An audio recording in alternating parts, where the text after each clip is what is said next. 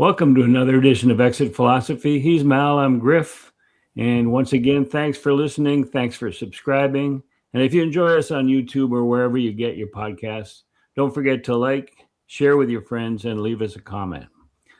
Mal, on the field this weekend, as we record on the off day, another series that was considered a soft part of the schedule, but didn't turn out so much. The Twins were not expected to do very much. I drove to Montreal, was at a funeral, and so I didn't see a lot of it, but I caught up. Big funeral for Roger Brulat, who a lot of people are aware was a longtime Expos broadcaster. Was broadcasting Blue Jays games for the last 15 years. And a good friend. I met him in 1973. When I started with the Expos as an 18-year-old. So it's been a long relationship, and they asked me to do a reading. It was really nice, and the cathedral was fabulous. It was must have been quite an honor, actually. Yeah, no, it was. It was the only English reading there, and really? So they were just looking for an English guy, and that was me. No, I was really honored, and I told his widow, Pascal, who had asked me, she said that Roger wanted me to do the reading in honor of his mother, who was an Anglophone in Quebec. So it was really nice. Drove back Sunday. Yeah. Good for you. So the Twins series, they go in and they win the first game 10-4. First time all season they've scored double digits, which is a surprise to a lot of people who thought the offense was going to be rolling right from the start. But Patrick Corbin was the pitcher, and we'll talk about that. We'll talk about how these spring training, the way they drew it up. Yeah, training seems an afterthought for some of these guys. Max Scherzer pitched on Sunday, same thing. He showed up after signing a contract in March and didn't need much spring training, but we'll talk about that too, because it's not going so well with Max. And then game 2 was a 7-4 loss, Eric Lauer, and we'll talk about that. But what were your impressions? Was there anything positive to take away from the weekend that you saw most of the games? I don't think there's anything positive to take away. That doesn't mean it has to be a disaster, but it's just been a kind of a continuation of what we've seen from everything other than the initial series, right? There just seems to be a malaise or the same kind of expectation. Like you were hoping they'd come back and come home and really, lay it to Minnesota a little bit, win the series. And once they got down 4-0 in that first game, you're like, oh no. And then they really came alive and you're like, okay, here we go. And then it just kind of went back to what we've been watching for most of this, early stretch, which is, they're not hitting with runners in scoring position as much, or bases loaded, that's for sure. And the injuries have really hurt them. And there's so far a little regression with some key players, and they're just not an overly good baseball team right now. And they feel like they're just like everybody else, so to speak, in the middle there.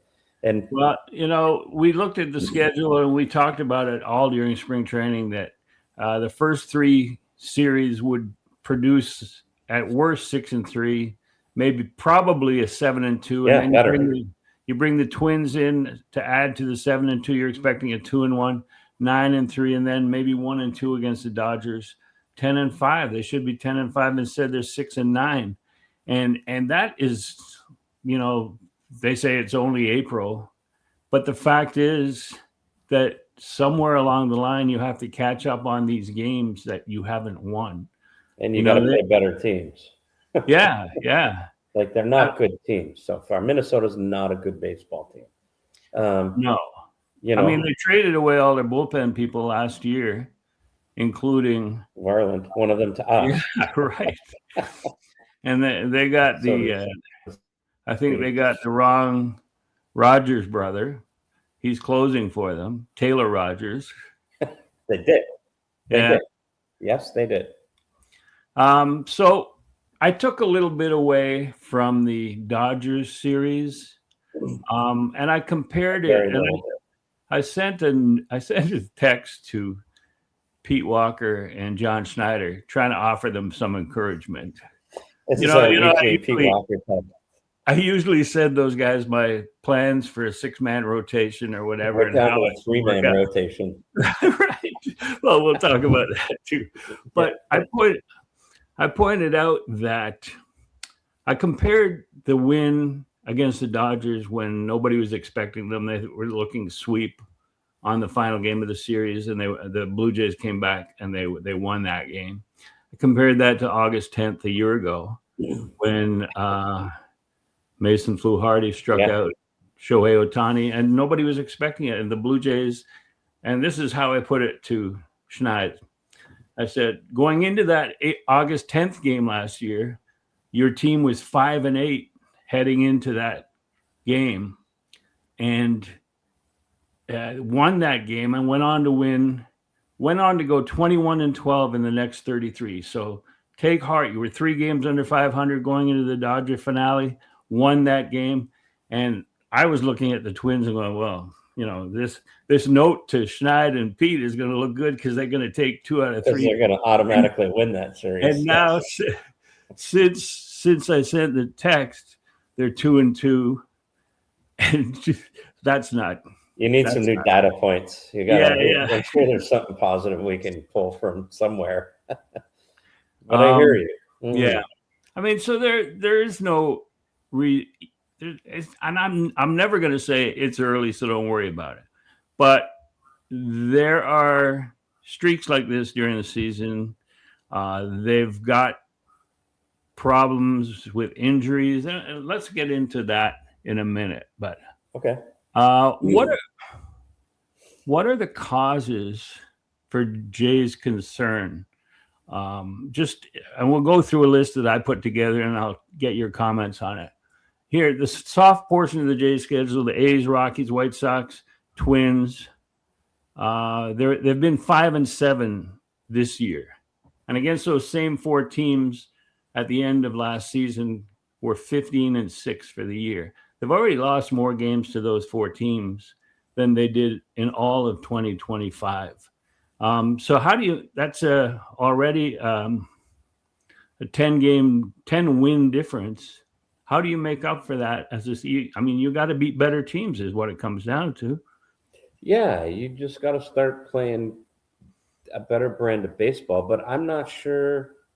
It feels like things can change. It's a long season, Griff. You know that, but they're not really in a good position right now. I mean, the injuries are a big factor.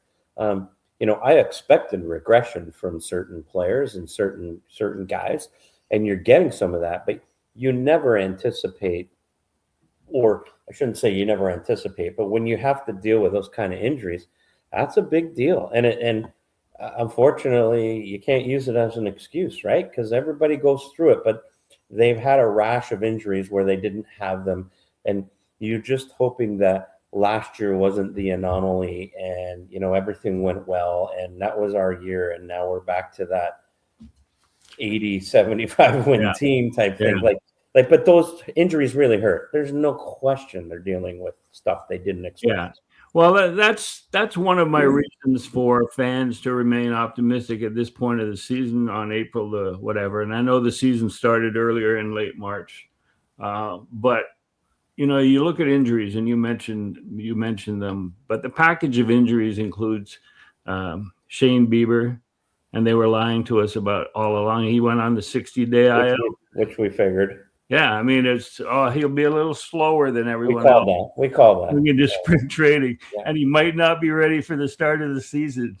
And meanwhile, they're going out and accumulating washed-up 35-year-olds, Yeah.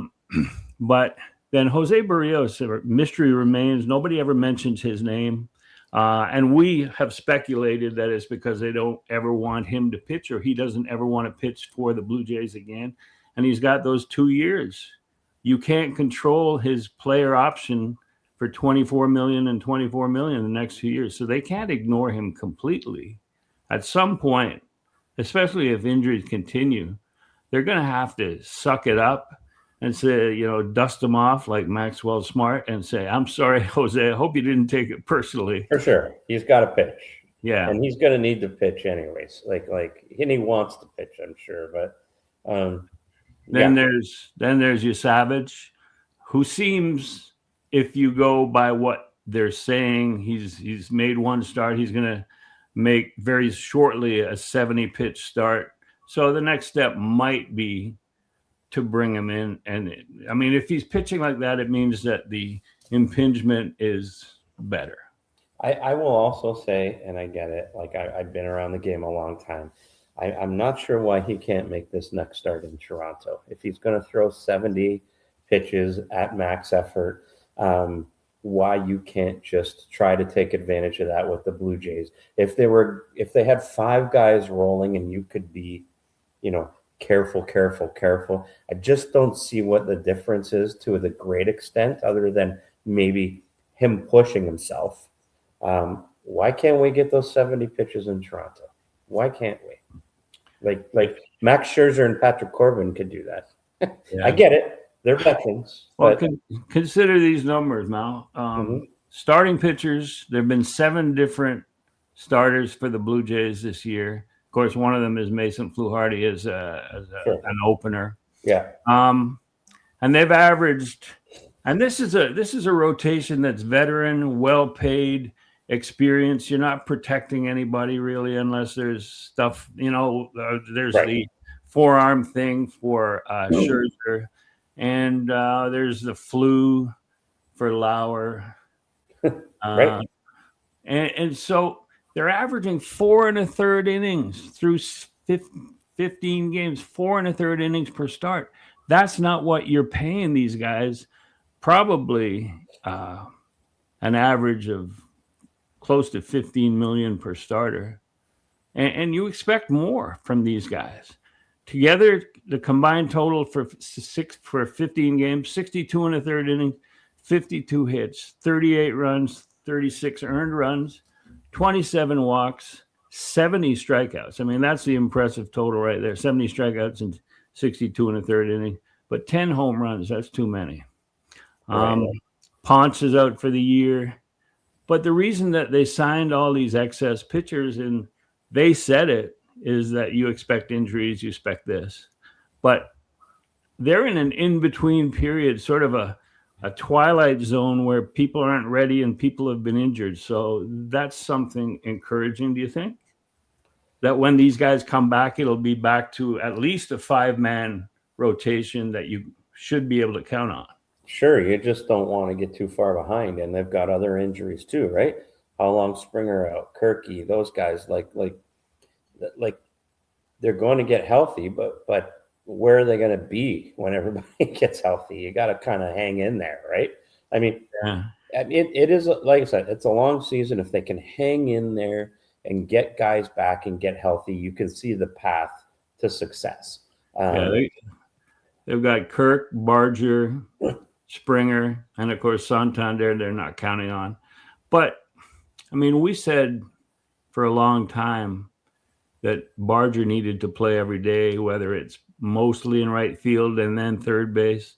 And I think we're seeing that. And I'm jumping ahead to a point that I have further down, but the outfield arms, the outfield defense, there's no deterrent out there. Well, so I was going to suggest, if there's a concern for me, this team went from run prevention and tremendous defense, and all of a sudden we've got a bad outfield and not a great third baseman.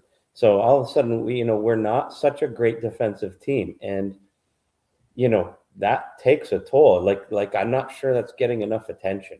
Like the outfield suddenly is you can't have Jesus Sanchez playing right field. Varsho, what's going on? Like his arm is gone, and he's not even playing good defense. Like he's making some bad routes and decisions out there. There was one catch that was a sacrifice fly. It was medium right center field, and if Barger was there, he would have called him off because the throw was to the plate. Yeah.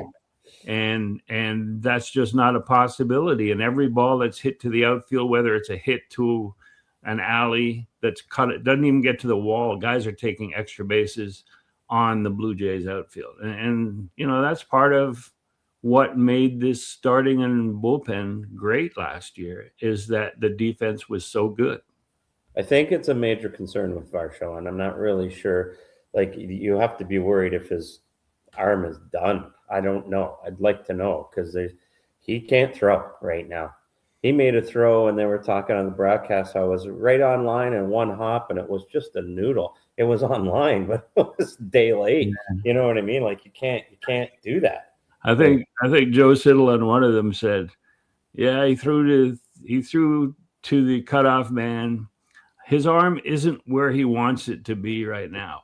No, it's never going to be where he wants it to be. But the concern is it's done, and I don't know enough about what he was dealing with, but it certainly doesn't look like it's the arm's not in a good place. I just don't know if it's going to come back. Would you suggest that this should influence whether, as he goes into free agency, whether they should consider signing him long term or not? Because that was such a big part of his arsenal. Well, it is. Like, if he can't play elite defense, I'm not sure I see the whole value in a 25 home run guy who hits 220. You know what I mean? Like the defense was everything. So we'll see. We'll see. I mean, like, maybe it comes around and it's just a thing, but without elite defense, and like I said, can you still go get it? But can you be an elite defender with no arm? I don't think you can be. Before we leave the starting rotation question, I want to ask you about Max Scherzer. Scherzer has all of these incentive clauses for 55 innings, and every 10 innings after that. Do you think that might create a situation where he's just not saying what's up so that he can reach those $1 million milestones, 55, 65 to 155, which he's never going to get close to? I don't think so. I think Max has made, what's he made, $140 million? Yeah. Like, I can't imagine. I think if he is trying to pitch through something, it's because he's such a competitor and leader and wants to. It'd be more of an ego play than a financial play, and that's a compliment, not a negative. Yeah, like, you know what I mean. Yeah, I mean, I tend to agree with you on that. He pitched 2 innings, said he had a little forearm tendonitis, and usually that means a stint on the IL. But this is Max Scherzer, so he says he's fine. He goes out and pitches 2 1/3, gives up 8 runs. But you can't do that. I mean, he might be a guy that you have to IL to protect him for later in the season if you're bringing your Savage back. That might be the guy when you bring your Savage back. You use that spot. You keep him around. You keep Max around because he's so influential in the dugout with the other starters. I mean, a guy comes out, immediately is taken from the game by John Schneider, and he's there in the dugout talking with Max. Right. Talking about that game, what he did, what he might have done better. And I'm not saying that Scherzer, like you said, he's made so much money. Why would he want to be a coach? But where he is right now, and we talked about it when he wasn't a Blue Jay. We talked about it when he was a free agent, how much this team was going to miss him and Chris Bassett in the dugout. Now they have him, but now they're not going to miss him on the mound if he's going to go 2 2 1/3 innings. But keeping him around, and when he needs to have bullets left in September, October. Well, Griff, it's why I said if I was Max Scherzer, I'm waiting until the All-Star break to pick my landing spot. And credit to him, he just wanted to be a Blue Jay after last year. I believe that. So he wanted to sign there, but I'm I think he's pitching because everybody's gone down, and he's that. I much respect. I think he's that great a teammate. He wants to help this team get, but he needs to be available later. I agree. You can't. What's the point if you're going to go out and give up an 8 spot? Yeah. We'll see what he's like next time. He knows better than anybody, but he's one of the most cerebral guys Yeah. in a dugout. And I think, I mean, just from our discussion, and I'm just thinking of this right now, is that maybe he's ready to take that IL stint when Savage comes back, or if Barrios comes back and he knows that he can't be 100%. But right now he wants to take the ball every fifth, sixth day. I'd be inclined, we're guessing, of course, but I'd be more inclined to believe that because he knows somebody's got to take the ball because nobody else is available. And he brought Corbin in, for crying out loud. Let's be honest. So he's trying to find solutions, and he's got to pitch. So he's trying to find a way to gut through it for the team. And I mean, you can't ask, but I mean, he's got to be better than that, of course. Yeah. We'll see what next outing looks like. All right. I want to get now to the another of the concerns. And this segment that we're talking about is about the concerns on the team. And they've spent a lot of money on starting pitching. They've spent a lot of money in other areas, of course, on Vlad. So that leaves a bench that could use a lot of help. And we've got 4 players on the bench every game. One of them is going to be the second or third string catcher because Kirky's out. So whoever's not catching is on the bench. That's one. Yep. David Schneider or Nathan Lucas at this point likely on the bench. Tyler Fitzgerald. I just have these JFK flashbacks because last year Buddy Kennedy and this year Fitzgerald. They're going to sign Tommy John. I forgot about Buddy Kennedy. That's right. But he's not going to last long because they just traded for Lenin Sosa from the White Sox. They did. Yeah. And we'll talk about that in a second. But the other bench players, Miles Straw, who has value. He can play against certain left-handers. He can play defensively late in games when the team has a lead. He can pinch run. And he's a good guy in the clubhouse and the dugout.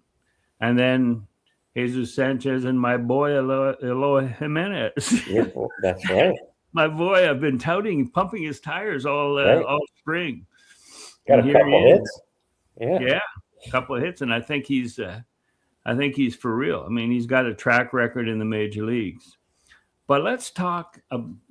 We'll get to how they improve the bench and how much that bench is hurting them in terms of late inning maneuvering by John Schneider, which is almost non-existent. The trade for Lenin Sosa from the White Sox. He plays second base, third base, first base. So it's a guy that they needed ever since they got rid of your boy, Leo Jimenez. He doesn't play them all very well, but he's going to help this team. He's an asset. He can swing it a little bit. But again, going back to Leo, I mean, that's a loss they didn't need to incur, and I think he could have helped as well. But, I mean, I think Sosa is a guy that's a legit utility guy that can add to a team that's trying to win baseball games. Yeah, I just remember, I mean, if they had Barger still active, they might not have needed that extra infielder, but they left spring training with 7 outfielders on the roster, including Barger, who plays third base. But third base then could, you could move guys around if there was an injury or something. And it struck me the most when Ernie Clement fouled the ball off his foot, and it looked like he would have to come out of the game, and there was not one player left who could play second base or third base. Right. And so I think that made it clear to them that and I think that was the day that they went out and got Tyler Fitzgerald. I couldn't pick him out of a police lineup right now. He's been in that many games, Right. But talk about nondescript white guy name. Right. But tell me, what is wrong? And does this send a bad message down the QEW to Buffalo, to Josh Kasevich, Carlos Mendoza, guys that are playing in Buffalo, that they have to go out and get a guy? Or does the fact that Sosa has major league credentials make it a little easier to take? Yeah, I mean, if I'm Kasevich, I'm not happy. You know what I mean? That's for sure. But I think, yeah, for sure. I think Sosa's a legit major league guy with a lot of experience. So I can get when you're down a bunch of guys. I can get how it makes sense. If they were healthy and needed a guy to fill in, Kasevich probably could do that. But you know what you're getting with Sosa. If you bring Kasevich up, again, you don't know what you're getting. He falls into that Schneider, Bargery type same, But I'm not happy if I'm him. That's for sure. Yeah. Well, I mean, it seems easy when Sosa comes in that they get rid of Fitzgerald, but you never know. I mean, Lucas is not having a good start to the season, and he's got options. So maybe when Barger comes back, that's the move. Maybe Lucas goes down for a while and plays himself back into major league shape. But the last category that I have for areas of concern is, and we've addressed it a little bit, is defense and base running. Base running has been brutal. I mean, you have to know situations, score, outs, the arm strength of the outfield, where they're positioned, and you have to know all that. And it seems like the Blue Jay players are using the excuse of aggressiveness to get away with horrible base running. Before last year, this was kind of a theme with the Blue Jays too. They lacked fundamentals. Like, they just made a lot of mistakes, and I feel like we're back at that. We're back seeing those things, and it's just right. We're not making good baseball decisions. It's a little lackadaisical. We're running into outs. Even Vladdy, right? Vladdy's been certainly. You could be critical of his base running. He's made a bunch of mistakes too. It feels like they just gotta tighten it up, and it just hasn't happened yet. And then the defense, you talk about Vlad. There's a lot of balls, it seems to me, balls in the dirt that he hasn't come up with, that he usually does. He's usually so good around the bag in terms of his range and his hands. It hasn't happened. His hands are good.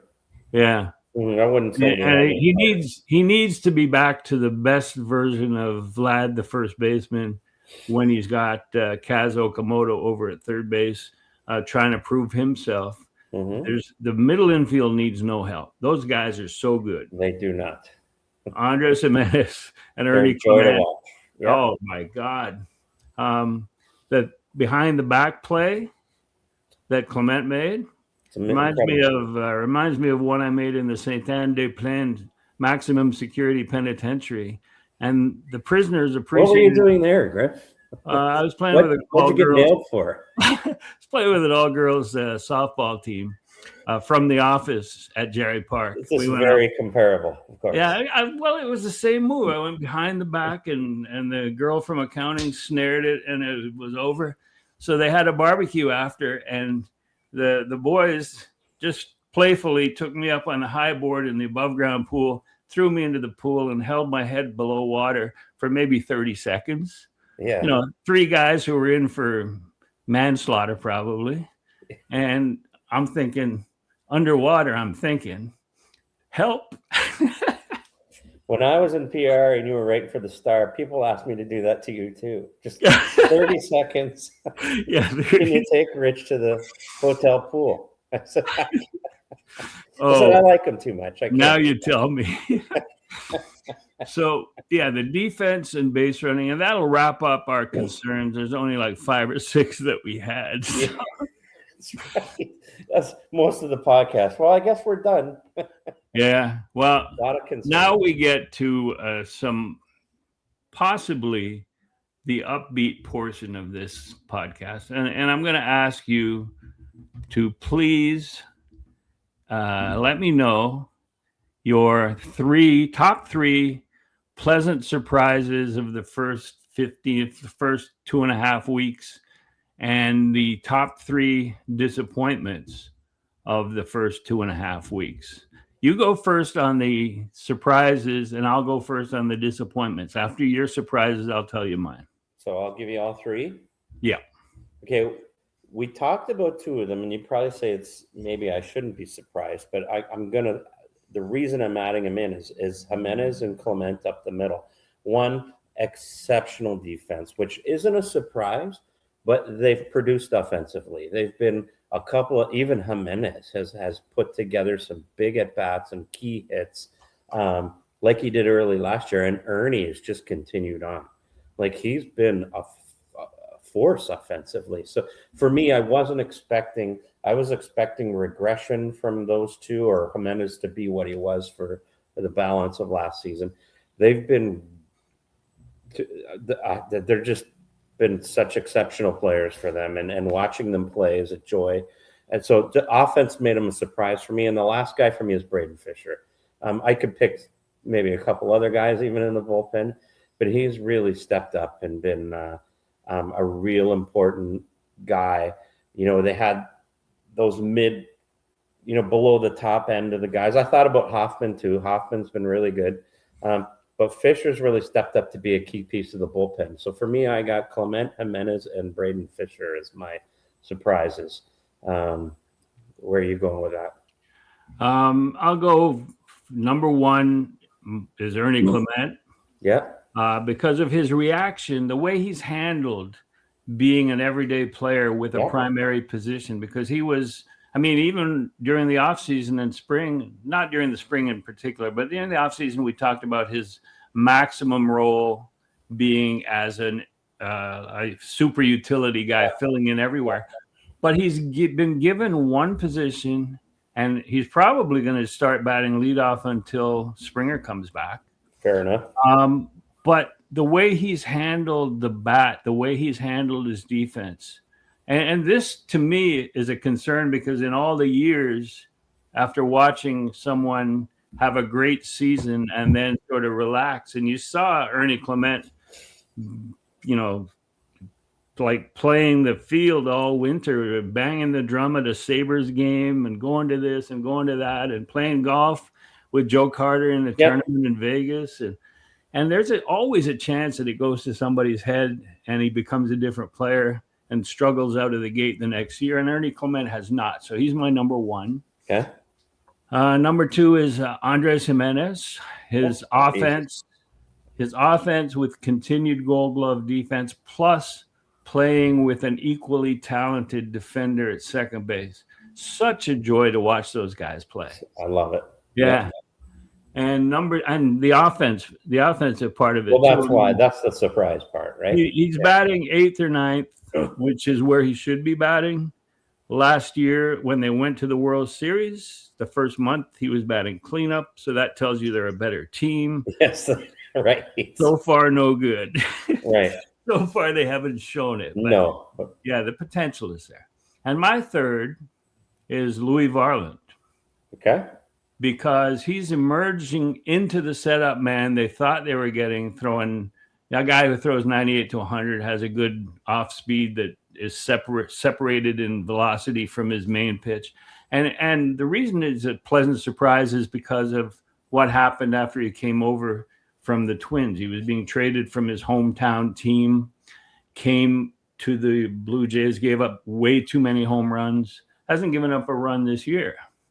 And the fact that he can set up and even possibly pitch the ninth inning every now and then makes him a pleasant surprise. I think he turned around for him when he gave up a couple of bombs in that playoff game against the Yankees, and then told John Schneider he'd take the ball and be the opener the next day.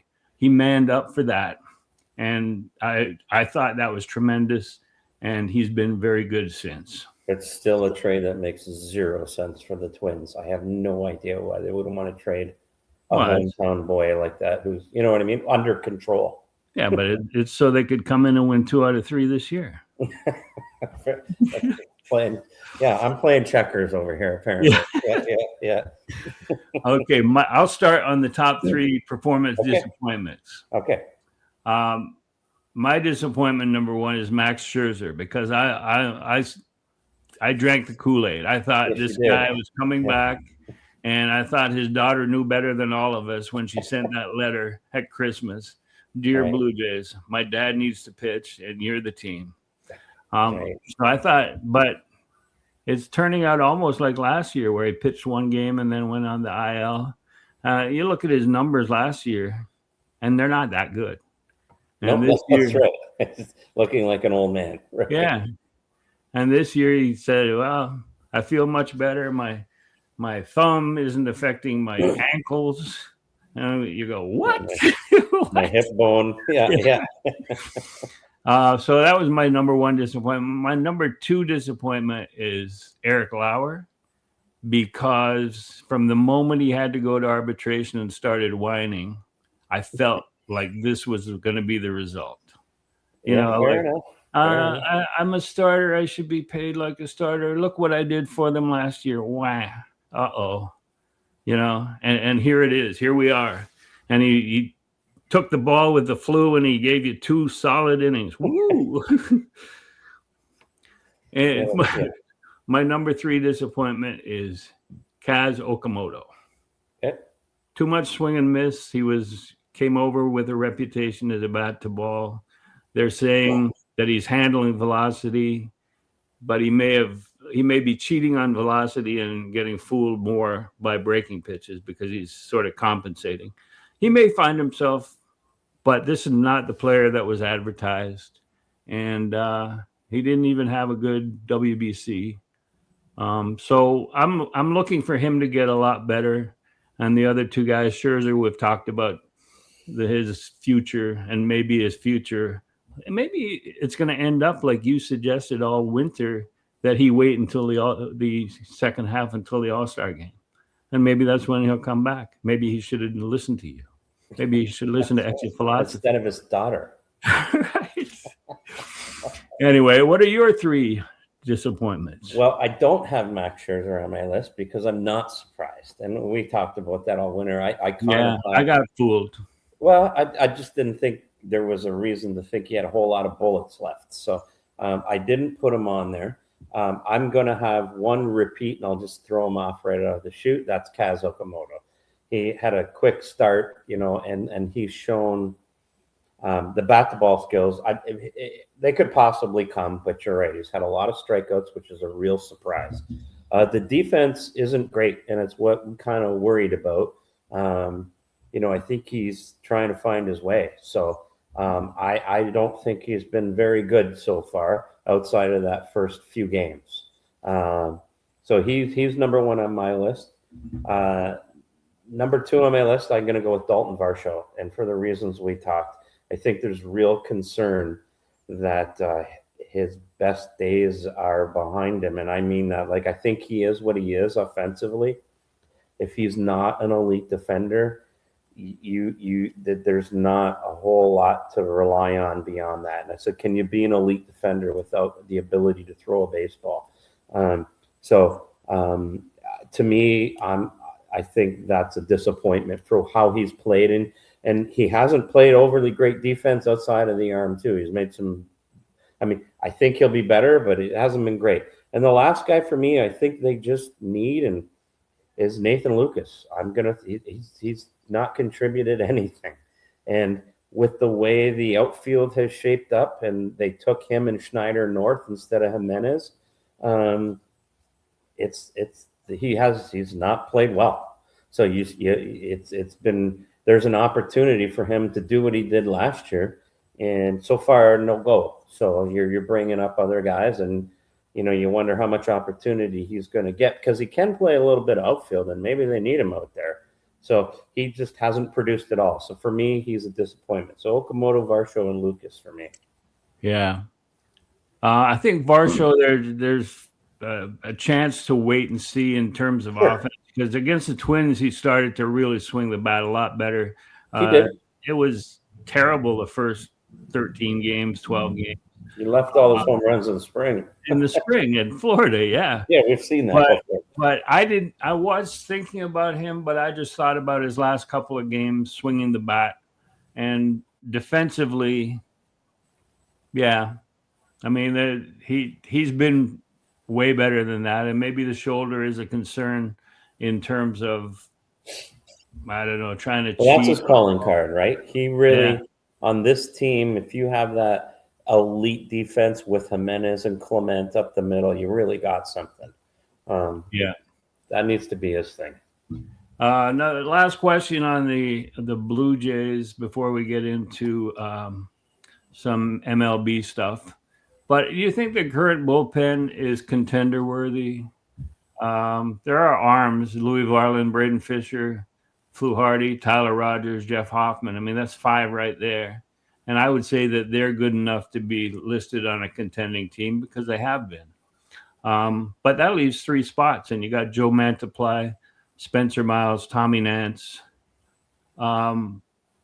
How do you make it better, or do you need to make it better? I just don't like that. I don't like the fact that after 15 games, Tyler Heineman has had to be used twice.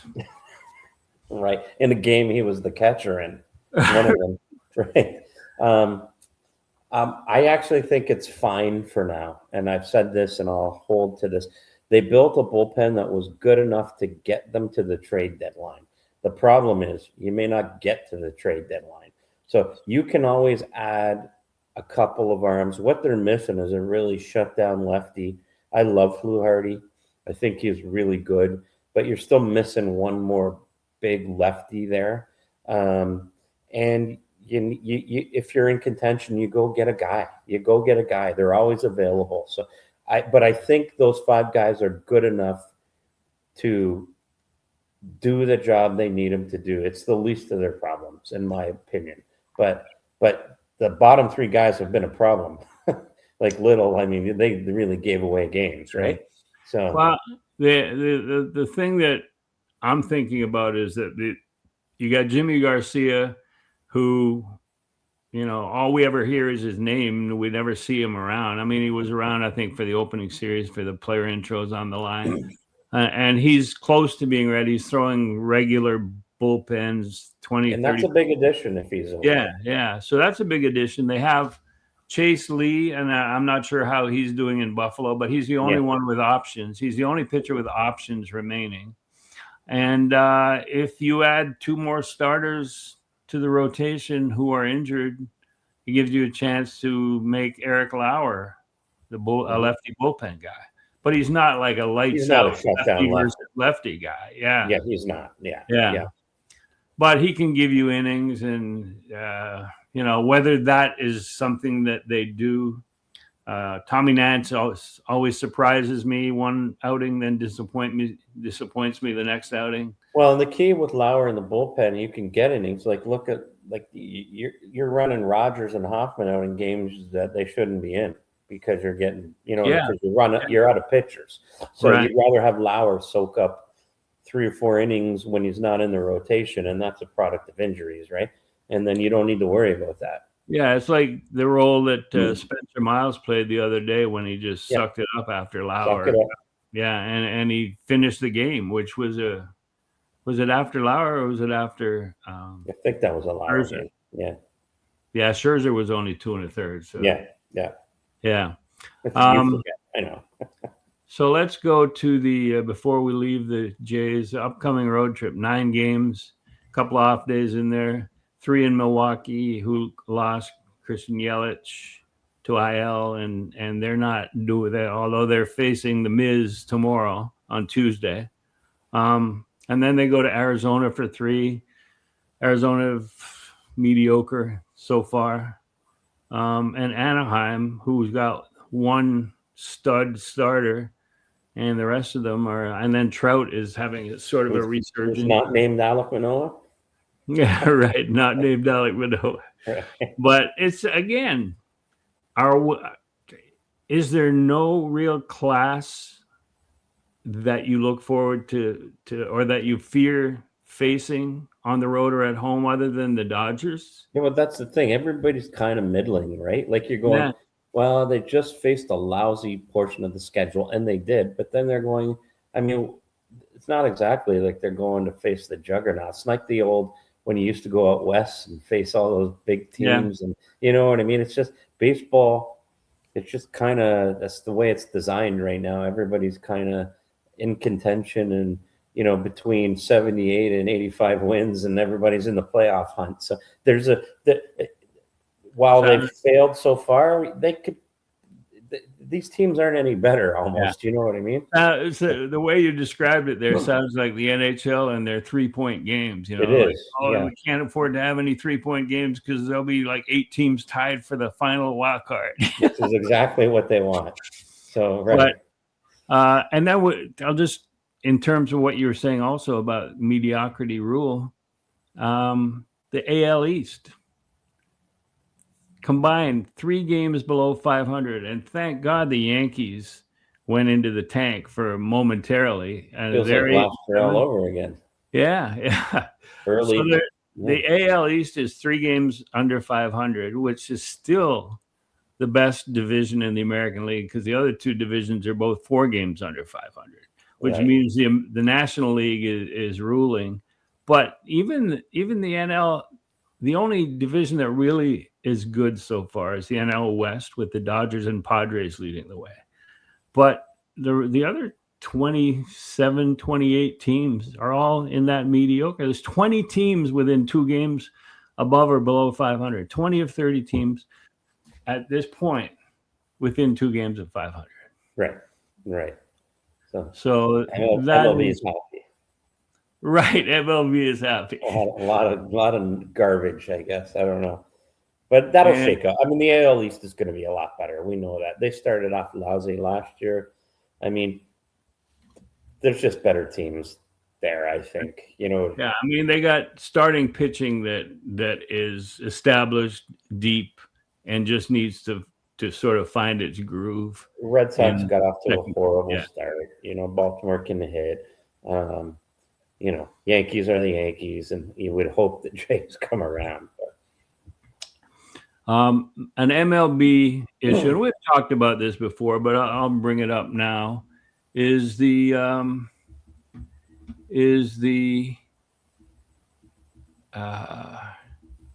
fact of, I'm just trying to put a banner in there. Oh, that's impressive. Those watching on YouTube, this is high tech. But I lose my train of thought while I'm doing it. We need a producer, apparently. Yeah, long-term contracts being handed out to major league young players, and I did a list of, and we've talked about it many times. I did a list of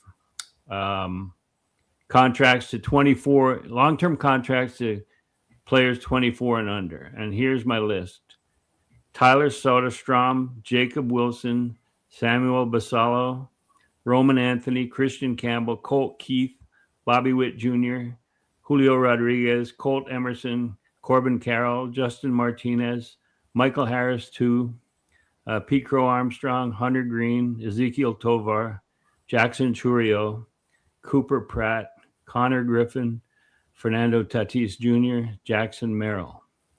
That is an impressive list of talented young players who really it indicates a change in philosophy of major league front offices and ownership.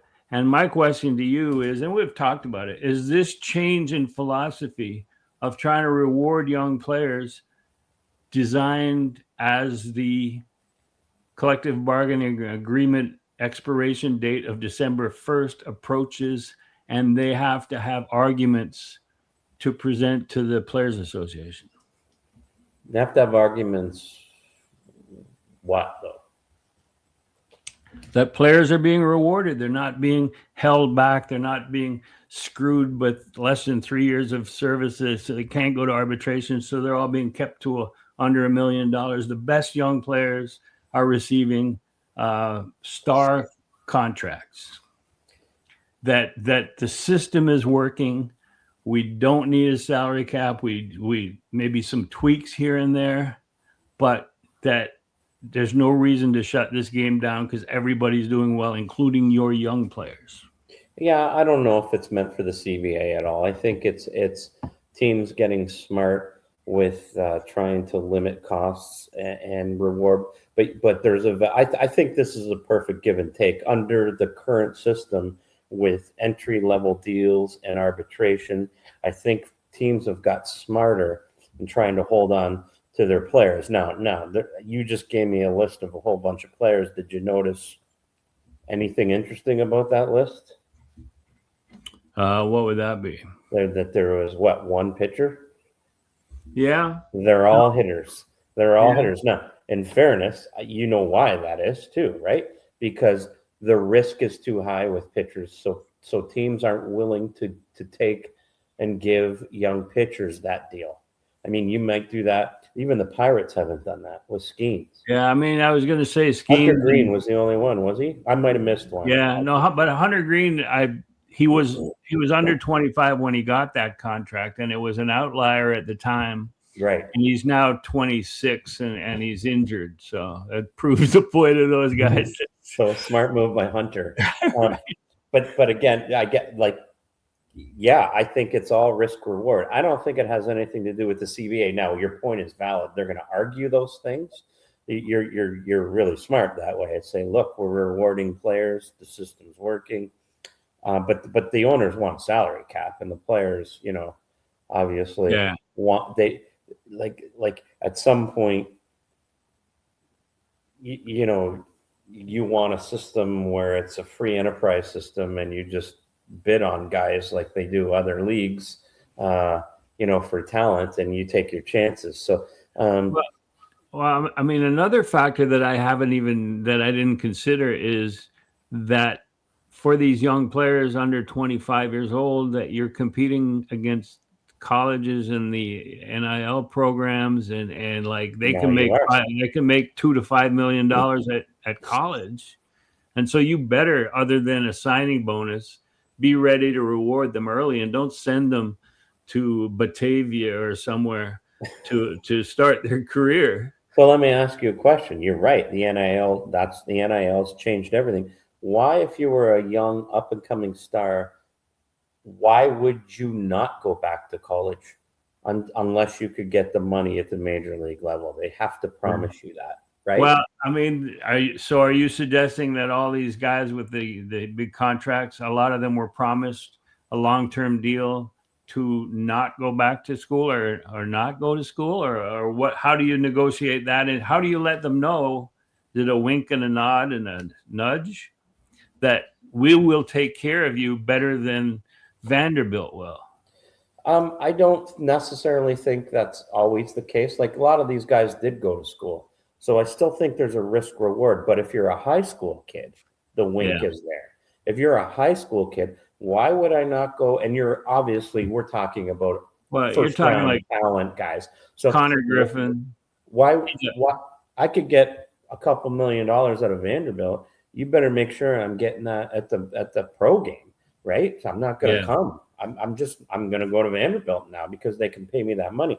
Now, that doesn't apply to, there's still Latin guys that you're doing this with, or draft guys that don't apply to that level. It just makes sense that you have the ability to lock up guys beyond those expensive ARB and free agent years.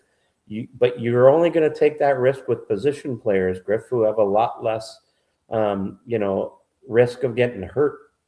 And one of the points that I've made that has been consistent even before, I've made this point over the last few years that has been consistent even before the upcoming CBA, is the fact that to compete with basketball and football for the best athletes, you have to accelerate their ascent to the major leagues. You can't send a guy for 4 years, 5 years to the minors. If he's going to make mistakes at the major league level, that is part of his learning process. But even fans would rather see uber talented guys making mistakes at the major league level than a guy who spent 5 years getting to the big leagues and is fundamentally sound but makes you yawn. Right. That's 100% right. And I think these teams are, it makes sense even for the player. So if all breaks right for the player, they're 28 years old, and then they can sign another massive deal when they get to that age. and the risk isn't that big for the team. You're looking at two things: non-performance or injury, right? Those are the two risks. And for position players, injuries not that high in baseball. Yeah. It just isn't.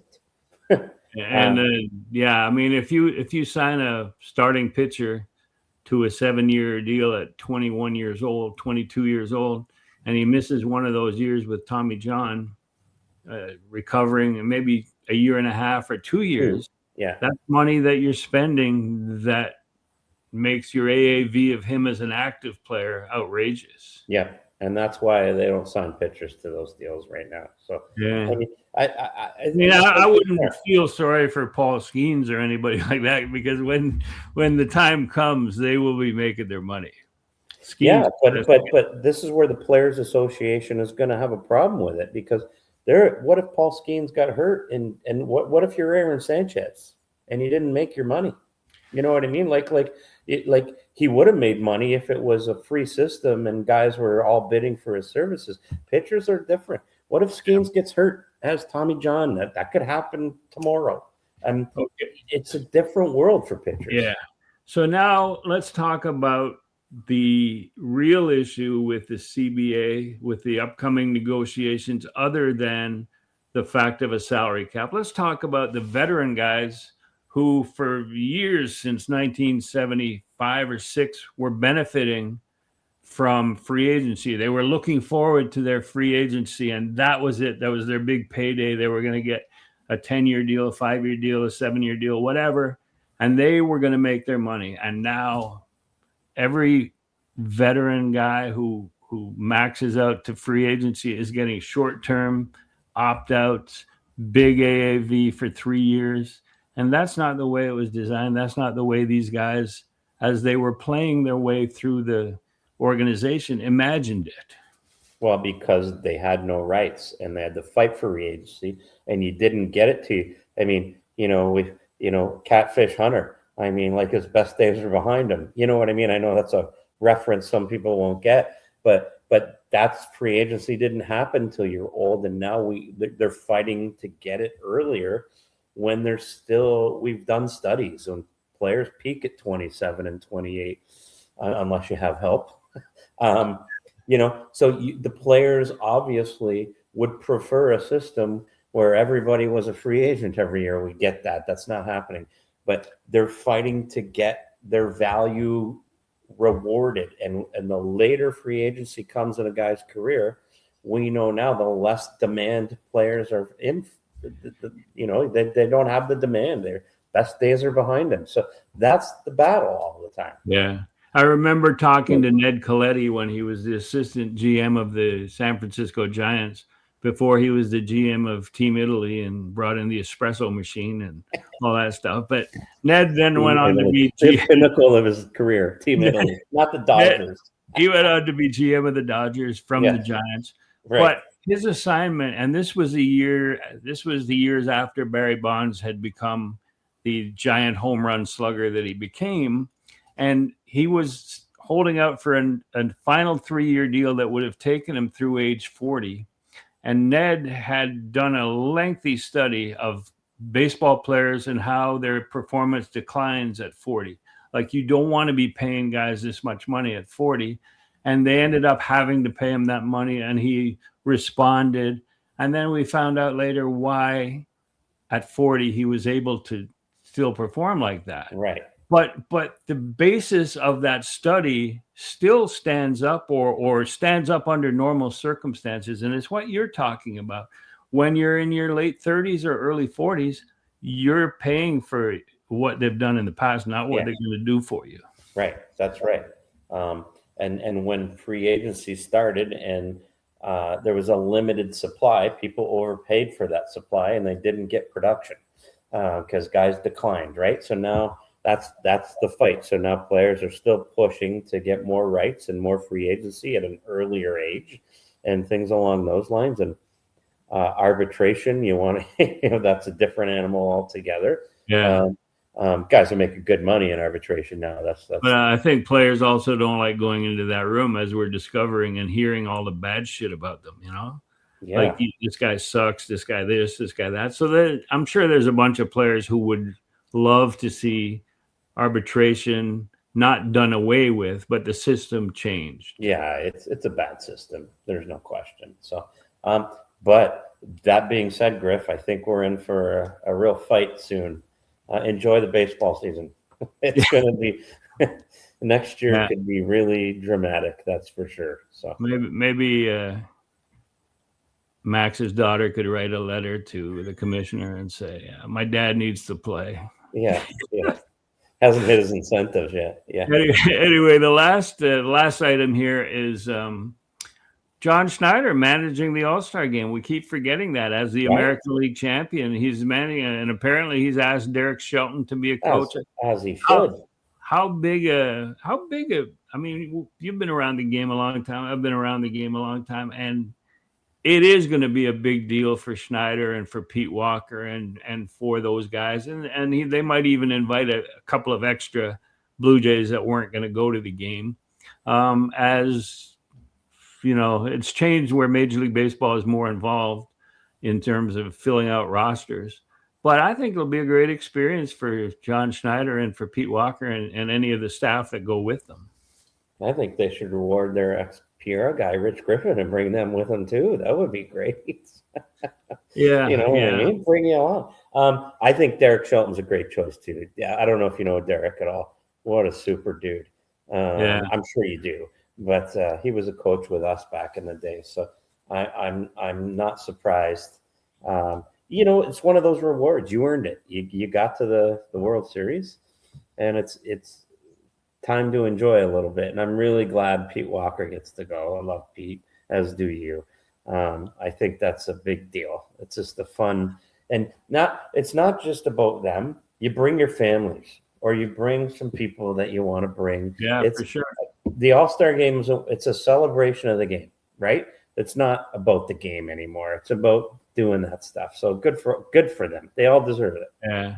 I think the manager, All-Star manager who enjoyed it the least was Cito when he went to Baltimore, and Mike Messina embarrassed Cito by getting up, not being told to get up and warm up, by getting the crowd all fired up. Baltimore. And then he didn't get in the game in Baltimore. And Cito said years after, when the team went to Baltimore, he couldn't go out for a walk because people were so pissed off at him. I mean, so there's a manager who may have preferred not to have gone. I think there's two people who held grudges, both Messina and Cito. Yeah. I love Cito. Cito's my favorite too. But yes, that's for sure. It was different back then too. Yeah, for sure. Let's wrap it up by I just need an Ironback update of roster, getting close, tickets, whatever you got. Let's let it go, and then we'll wrap this up. What do you got? We need people to come watch us, Griff. We're building a good program. Our roster's pretty much full. I'm actually giving you a full complement of personnel to maneuver and manipulate like only you can, unlike last year. So you know. I encourage everyone to come at least experience what it's going to be like in year 2 with actual promotions and fun time at the yard. So, and the party deck. You got a party deck.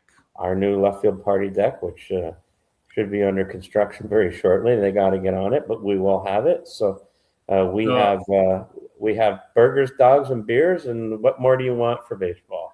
So I got to tell you this story. I got a text from the great Scott Crawford at the Canadian Baseball Hall of Fame. Okay. And every year I go play in the golf tournament. I look around for the celebrity, and it turns out to be me. And so then I go to the induction, and so he asked me if I wanted to do that. How Canadian, by the way. Yeah.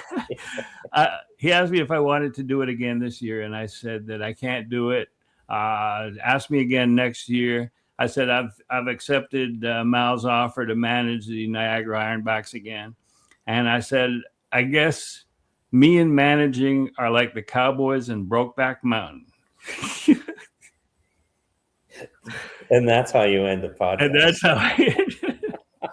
that's how we end the podcast. Holy Lord have mercy. All right, Mal. How do you respond to that? He said, thanks, and we will send. And he says, and I love the movie reference. LOL. See you in 2027. Yeah. So just before we wrap up, thank you again to everyone listening, to everyone subscribing, to everyone sharing with their friends. And we will be back at you again next week. And hopefully the Blue Jays will still be on a successful road trip with a rotation that is all in one piece. Right. And we will have something positive to talk about. So thanks, Mal, and thanks everyone for listening. And we'll talk at you next week.